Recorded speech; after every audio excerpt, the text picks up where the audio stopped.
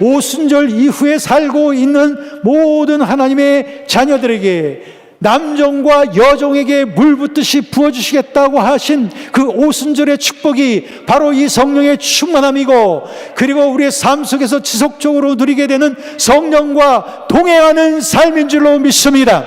그 성령 충만은 순간적으로 받는 것이기 때문에 이 성령 충만함을 금방 또 잃어버릴 수도 있다고 하는 거예요. 이것이 굉장히 중요합니다. 왜 내가 전에 은혜를 담뿍 받았는데 그 은혜를 쏟아버리게 되었을까? 내가 지난날에는 너무너무 은혜가 충만했는데 왜 요즘은 요 모양 요 꼴일까? 이것은 다 이유가 아주 당연한 것입니다. 뭐냐면 성령의 충만함을 받았잖아요. 이 시간에 여러분들이 성령의 충만함을 받기 위해서 주님 앞에 어떤 조건을 드렸죠? 여러분 자신을 드렸지 않습니까? 그리고 주님 뜻대로 살기로 맹세하지 않았습니까? 주님의 인도하심만을 따라 살겠다고 여러분들 결단을 하고서 성령 충만을 받는 거 아닙니까? 그렇다면 성령 충만 받은 그 이후의 순간의 삶은 바로 그런 헌신의 삶이 돼야 된다. 아시겠죠? 그러니까 성령 충만 받을 당시에 내가 주님 앞에 보여드렸던, 내가 주님 앞에 올려드렸던, 내어드렸던 만큼의 그런 헌신과 그런 노력과 그런 은혜의 수단을 참여함으로 말미암아 은혜의 감동을 받겠다고 하는 그런 열망을 계속 가져야 됩니다. 그러니까 왜 성령의 충만함을 받은 많은 사람들이 왜 그렇게 쉽게 충만함을 잃어버리게 되는가? 간단해요. 헌신된 삶을 살지 않기 때문에 그래요. 성령께 자기 자신을 자꾸 내어드리지 않기 때문에 그렇습니다. 성령의 인도하심을 따르지 않기 때문에 그렇습니다. 성령의 감동받는 삶을 계속 살지 않기 때문에 그렇습니다. 아주 간단해요. 다시 말하면, 이 말을 바꿔 말하면, 이제 내가 성령의 충만함을 받고 이제부터 계속적으로 성령의 충만한 삶을 살기를 원하신다면 오늘 이 밤에 주님 앞에 완전히 자신을 드리시고, 그리고 그 드린 그 영혼과 그 태도를 그대로 유지하면서 날마다 가정에서나 직장에서나 앉으서나 일어서거나 아침이나 저녁이나 밤이나 언제나 그 모양 그 태도 그대로 성령 앞에 머물러 있으시기를 주의 이름으로 축원합니다. 이게 바로 성령과 동행하는 삶입니다. 성령과 동행하는 삶을 살아갈 때에 우리는 성령의 충만함이 소멸되는 것이 아니라 더욱더 증진되어져 가는 줄로 믿습니다. 우리 하나님께서 원하시는 것은 분명하죠. 우리를 성령님과 동행하는 삶을 살도록 초청하시는 거예요. 여러분, 성령 충만을 받았다고 다 끝난 게 아니라 이제 삶 속에서 성령과 동행하는 삶이 돼야 됩니다. 이것이 안 되면 금식기도도 많이 하고 부르짖기도 많이 하고 주님 앞에 헌신도 많이 하고 해서 성령 충만을 받았는데 집에 돌아와서 보기 싫은 그 남편 씨 얼굴을 보는 순간 싹 마음이 돌아가가지고 성령 충만한 태도가 아니라 완전히 육신적인 태도, 그런 태도로서 남편을 또 대하게 되는 순간 성령의 충만함이 딱 또 소멸되는 거예요. 여러분, 그러니까 성령 충만함 받는 것은 그것도 쉬운 일이라고는 할 수 없지만, 그러나 성령 충만한 가운데서 계속 충만한 성령과 동행하는 삶을 살아가는 것은, 이것은 우리의 삶이 바뀌지 않으면 안 돼요. 삶의 태도가 바뀌지 않으면 안 돼요. 생각해 보세요. 전에 온갖 세속적인 일들 다 하고 그리고 온갖 그 TV나 영화의 그 여러 가지 세속적이고 그 부적절하고 그런 것들 다 즐길 거 다 즐기고, 그리고 내가 그냥 뭐 정욕적으로 행하고 싶은 거 다 행하고, 그러다가 기도원에 와가지고 또는 은혜 집회에 와가지고 주님 앞에 온전히 자신을 드리고 회개도 하고서 성령 충만을 받았어. 그런데 다시 돌아와가지고 지난날 하던 그런 좋아하던 거 다 하고 즐기던 거 다 또 즐기고 나 마음대로 또 행하는 그런 삶으로 돌아간다면 성령의 충만함은 금방 소멸되는 거예요. 이해가 되시죠? 이해가 되시죠? 예. 그러니 성령과 동행하는 라이프 스타일 얼마나 중요한지 몰라요. 그래서 성경에 보면 신약의 여러 서신서들의 내용들은 다 성령님과 동행하는 교훈의 그 말씀들이에요. 보세요. 빌립보서 2장 5절에 보면 너희 안에 이 마음을 품으라 곧 그리스도 예수의 마음이니. 이게 무슨 말이에요? 너희 마음의 태도를 언제나 그리스도 중심적으로 성령 중심의 태도를 가지고 생각하고 판단하고 하라는 거예요. 고린도후서 10장 4절 5절에 보면 너의 모든 생각을 다 사로잡아 그리스도께 복종케 하니. 그 무슨 말이에요? 모든 생각을 다 사로잡아서 그리스도께 복종시키는 그런 경건의 훈련을 우리가 해야 된다는 거예요.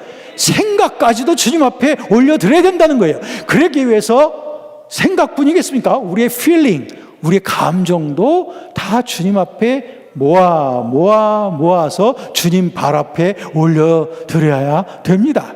뿐만 아니라 우리의 결정하는 자유의지도 내 마음대로 결정하는 것이 아니라 내 모든 의사 판단 결정을 다 주님 앞에 발 앞에 내어놓고 주님이 뭘 원하시죠?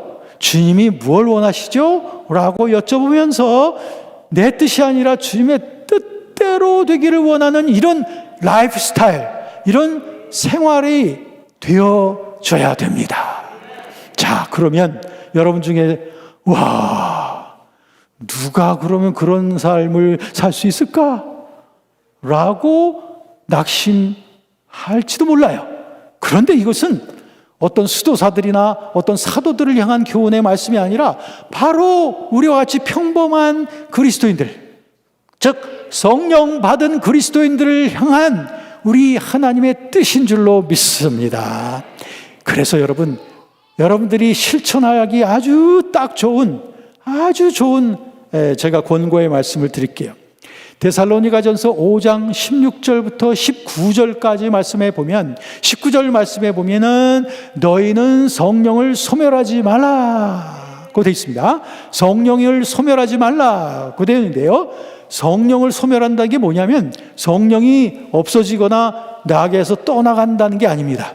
그게 아니라 다른 번역 성경에 보면 성령의 감동을 꺼트리지 말라.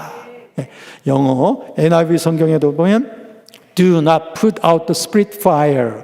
Spirit fire, 성령의 불을 꺼트리지 말라. 즉 내 속에서 성령이 내주하시면서 성령의 불을 막 피우시고 계시단 말이에요. 성령의 감동, 성령의 열망이, 소원이 막 일어나게 하시는데 그거를 자꾸 꺼트리지 말라는 거예요. 왜 꺼트리게 될까요? 내가 성령과 협조하지 않으면 그 불이 자꾸 식어진다 이 말입니다. 우리 하나님의 뜻은 성령의 불이 식어지는 것이 아니라 성령의 불이 더 활활 타올라서 온 세계 열방으로 확산되어지는 것이 하나님이 원하시는 일인 줄로 믿습니다. 이것을 위하여 우리들이 체크해야 될, 내가 지금 성령님과 동행하고 있는가를 체크할 수 있는 아주 중요한 구절이 바로 전절에 있습니다. 데살로니가전서 5장 16절부터 18절까지죠. 거기에 보면 항상 기뻐하라, 쉬지 말고 기도하라, 범사에 감사하라. 이것이 그리스도 예수 안에서 너희를 향하신 하나님의 뜻이니라. 자, 이 말씀이 얼마나 기가 막힌 말씀이냐. 이 말씀이 바로 성령님과 동행하는 삶의 내 마음속에 분명한 표적의 말씀이에요. 뭐냐면 우리 마음속에는 감성이 있고 지성이 있고 자유의지라고 하는 중요한 기능이 있습니다. 우리의 마음이 어떻게 하면 성령님과 24시간 동행할 수 있는가? 어렵지 않아요. 뭐냐면은 내 마음이 주님께 완전히 붙잡혀 있으면 우리는 성령님과 동행할 수 있는 줄로 믿습니다. 그럼 어떻게 하면 성령님과 내 마음이 항상 쉬지 않고 마치 호흡보다도 더 가깝게, 내 모든 발걸음보다도 더 가깝게 성령님과 동행할 수 있느냐?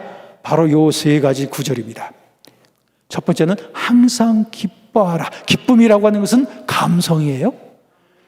자, 항상 기뻐할 수 있는 유일한 비결이 있습니다. 그것은 임마누엘, 우리와 함께 계시는 성령 하나님을 우리가 의식하면 여호와를 기뻐하는 것이 너희의 힘이니라 라고 말씀하신 대로 우리는 성령께서 내 안에 거하신다고 하는 임마누엘을 의식할 때 나의 감성은 기쁨의 감성이 됩니다. 하나님이 함께 하심으로 나의 영혼이 기쁘다는 거예요. 내 감성에 기쁨이 있는 것, 이것은 주님의 임재를 내가 의식하기 때문에 내 감성 속에 이 기쁨이 있다면 이것은 바로 내가 성령님과 지금 동행하고 있다고 하는 뚜렷한 감성의 증거입니다. 또 있습니다. 지성의 증거가 있어요. 생각하는 것. 쉬지 말고 기도하라. 쉬지 말고 기도한다는 것은 내 생각이 내 뜻대로가 아니라 주님의 뜻대로 내 생각을 모아서 주님 앞에 올려드릴 때 그것이 바로 기도가 되는 줄로 믿습니다. 쉬지 않는 기도를 할 수 있습니다. 그것은 성령께서 나와 늘 함께 계시다고 하는 것을 인식할 때에 내 모든 생각들이 주님 발 앞에 모여서 주님께로 향하는 기도가 되어지는 줄로 믿습니다. 기도란 독백이 아니라 대화입니다. 기도는 나만 주님 앞에 줄창나게 말씀드리는 것이 아니라 하나님께서도 내 생각 속에 주님의 뜻을 드러내시곤 합니다. 그러므로 주거니 받거니 하면서 내 생각 속에, 내 성전된 생각 속에서 내 모든 생각이 기도로서 주님 앞에 올라가고 주님의 뜻이, 주님의 감동이 내 생각 속에 또 머무름으로 말미암아 이 증거를 통하여 내가 지금 기도하고 있는가? 라고 하는 이 증거를 통하여 나의 지성이 지금 주의 성령님과 동행하고 있는가? 라고 하는 것에 대한 분명한 증거가 되는 줄로 믿습니다. 마지막 세 번째 증거는 자유의지입니다. 범사에 감사라. 범사에 감사라는 말씀은 무슨 일이든지, 굳은 일이든 어떤 일이든지, 내 눈에 보기에 좋아 안 보이는 일이든지 좋은 일이든지 어떤 일을 만나든지 간에 다 감사하라. 주님께 감사하는 거죠. 왜 감사할 수 있을까요? 나는 주님 안에 살고 있으며 나를 사랑하시는 우리 하나님께서는 나를 악하게 또는 나를 침륜에 빠지도록, 나를 패배하도록 나에게 그렇게 악을 역사하는 분이 아니라고 하는 것을 내가 믿기 때문에 나는 시련을 만난다 할지라도 이 시련조차도 하나님께서 나를 연단하시는 도구라고 하는 것을 믿기 때문에 시련 속에서도 우리는 즐거워할 수 있는 줄로 믿습니다. 환난 속에서도 우리는 주님 앞에 감사할 수 있는 줄로 믿습니다. 이렇게 함으로써 나의 자유의지가 무슨 일을 만나든지 하나님께 감사하고 있는 나의 영혼을 내가 확인하게 될 때, 그때 나는 나의 모든 감성과 지성과 자유의지가 완전히 성령님과 동행하고 있다고 하는 것을 인식할 수 있게 되는 줄로 믿습니다. 여러분, 이와 같은 놀라운 신비한 하나님의 세계는 로마서 14장 17절에 있는 말씀처럼 하나님의 나라는 먹는 것과 마시는 것이 아니라 하나님 성령 안에서 있는 의와 평강과 희락이라. 이 심령 안에서 누리는 하나님의 나라, 심령 천국이 바로 성령 안에서 우리에게 이루어지게 되는 줄로 믿습니다. 여러분, 그러므로 이제 오늘 밤 저는 성령의 내주와 성령의 충만과 그리고 성령의 동행, 이 세 가지에 대해서 순서적으로 말씀을 드렸습니다. 오늘 밤 저와 여러분들이 받으실 선물은 바로 성령의 충만함을 받는 겁니다. 그리고 그 증거를 확인하시는 거예요. 이 자리에서만 확인하는 게 아니라 이제 여러분들이 집으로 돌아가시고 또 내일 하루를 또 맞이하시고 또 그 다음 날을 맞이하면서 계속 증진되어지는 그 성령과 동행하는 그 놀라운 증거가 성령의 충만함이 계속되어지는 이 놀라운 삶으로 들어가게 되시기를 주의 이름으로 축원합니다. 이것은 어떤 특별한 사람들만의 것이 아니라, 이것은 어떤 예외적인 경험이 아니라 모든 그리스도 안에 있는 모든 사람들을 위한 하나님의 선물인 줄로 믿습니다. 오순절 이후에 살고 있는 모든 하나님의 자녀들에게 남종과 여종에게 물 붓듯이 부어주시겠다고 하신 그 오순절의 축복이 바로 이 성령의 충만함이고, 그리고 우리의 삶 속에서 지속적으로 누리게 되는 성령과 동행하는 삶인 줄로 믿습니다. 그러므로 우리들은 창세기 5장에 있는 말씀처럼 에녹이 300년 동안이나 주님과 동행하더니 하나님께서 에녹을 데려가심으로 그가 세상에 보이지 아니했다고 하는 이 에녹처럼 성령님과 동행함으로 말미암아 여러분의 영혼 속이 이 세상에 머물지 아니하고 하늘에 속한 영혼으로서 살아갈 수 있는 성령 충만한, 성령과 동행하시는 저와 여러분의 삶이 되어주시기를 주의 이름으로 축원합니다.